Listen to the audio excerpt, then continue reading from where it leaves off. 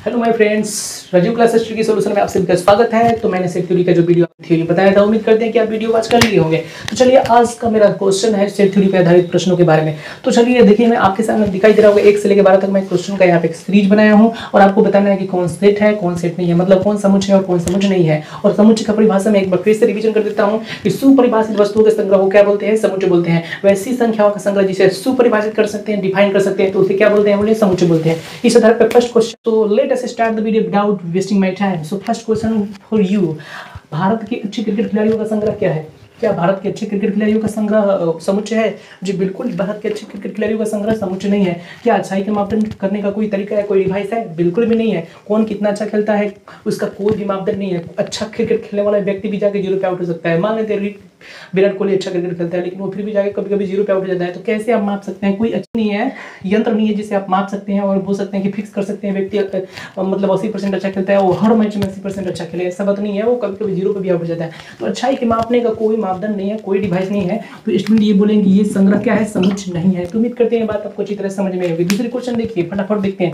विश्व के खतरनाक जानवरों का संग्रह, कोई जानवर कितना खतरनाक है इसका कोई मापदंड है? बिल्कुल भी नहीं है। तो ये भी क्या है बोलिए तो समुच्चय नहीं है। आपकी कक्षा की लड़कियों का संग्रह देखिए, आपकी कक्षा की लड़कियों की संख्या ज्ञात है, या तो 10 होगी, 20 होगी, 30 होगी, मतलब एक ज्ञात है, उसको आप डिफाइन कर सकते हैं, इसलिए क्या है बोलिए तो समुच्चय है। चलिए ठीक है, यहाँ पर देखिए मुंशी प्रेमचंद की पुस्तकों की संग्रह, मुंशी प्रेमचंद की पुस्तकों की संख्या भी ज्ञात है, सर्टेन है, कितनी पुस्तकें हैं एकदम आप उसको पढ़ सकते हैं, समझ सकते हैं। तो ये भी क्या है बोलिए तो संग्रह समुच्चय है। सभी समपूर्णांकों का संग्रह, क्या सभी समपूर्णांकों का संग्रह वेल डिफाइंड नहीं है? मैंने सेट की परिभाषा में बताया था कि well defined object is called set. वैसी संख्या है जिनका सुपरिभाषित अगर किया जा सकता है उन्हें क्या बोलते हैं? संग्रह बोलते हैं, समुच्चय बोलते हैं। तो क्या सम संख्या है सुपरिभाषित नहीं है? बिल्कुल ही सुपरिभाषित है, क्योंकि वैसी संख्याओं का संग्रह यहाँ पे लिया जाता है जो दो से डिवाइड होती हैं। तो 2 से डिवाइड होने वाली सारी संख्या सम संख्या ये सुपरिभाषित है, इसका डेफिनेशन है, इसलिए क्या बोलेंगे बोलिए तो समुच्चय है। चलिए आगे बढ़ते हैं। सेकंड 6 नंबर क्वेश्चन है, किसी विशेष तल में रेखाओं का संग्रह। किसी विशेष तल है, कोई एक प्लेन हमने कंसीडर किया, इसमें जितनी भी रेखाएं हैं उन रेखाओं का समुच्चय क्या संग्रह है? बिल्कुल भी संग्रह है, क्योंकि हम केवल इसी प्लेन के बारे में बात कर रहे हैं। ठीक है, इस प्लेन के सभी रेखाओं का संग्रह,